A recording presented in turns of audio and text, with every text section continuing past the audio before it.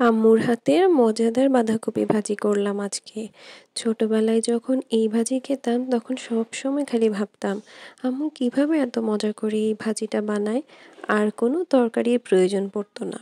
এই বাঁধাকপি ভাজি দিয়ে অনেকগুলো ভাত খেয়ে ফেলা যেত। আসসালামু আলাইকুম, কেমন আছেন আপনারা সবাই?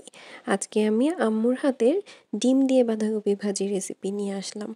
প্রথমে আমি তেলে অল্প পেঁয়াজ ভেজে নিলাম, আর পেঁয়াজটা ভাজা হয়ে গেলে সেটাতে আমি অল্প একটু পানি দিয়ে মশলাগুলো মিক্স করে নিয়েছিলাম। লবণ, হলুদ গুঁড়ো, মরিচ গুঁড়ো, ধনিয়া গুঁড়ো, জিরা গুঁড়ো, নর্মালি আমরা ভাজিতে যেই সব মশলাগুলো খাই আমি সেগুলাই এখানে ইউজ করেছি। আর একটু লাস্টের দিকে আমি গরম মশলা অ্যাড করে নেব। মশলাগুলো ভালো করে নেড়েচেড়ে মিশিয়ে নিলাম, আর একটু ঢেকে রেখে মশলাটা কষিয়েও নিয়েছি। এখন আমি কুচি করে রাখা বাঁধাকপিগুলো দিয়ে দিলাম মশলাতে। মশলার সাথে ভালো করে বাঁধাকপি কুচিগুলো নেড়েচেড়ে মিশিয়ে নিচ্ছিলাম।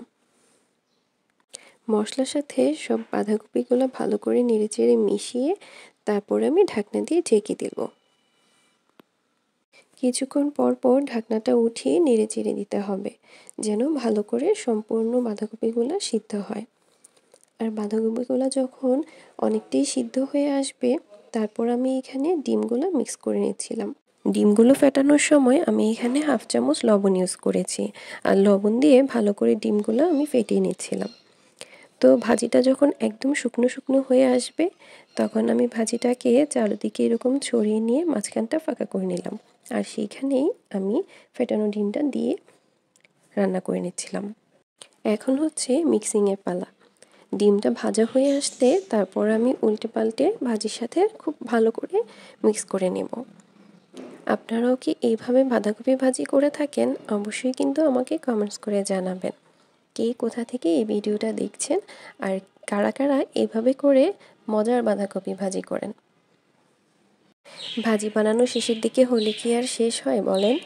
ধনেপাতা না দিলে ভাজির টেস্টটাই তো হবে না। বিশেষ করে এই শীতের দিনে শীতকালীন সব তরকারি বা সবজি ভাজি যাই হোক না কেন সব কিছুতেই কিন্তু এরকম ধনেপাতা ইউজ করলে অনেক টেস্ট বেড়ে যায়।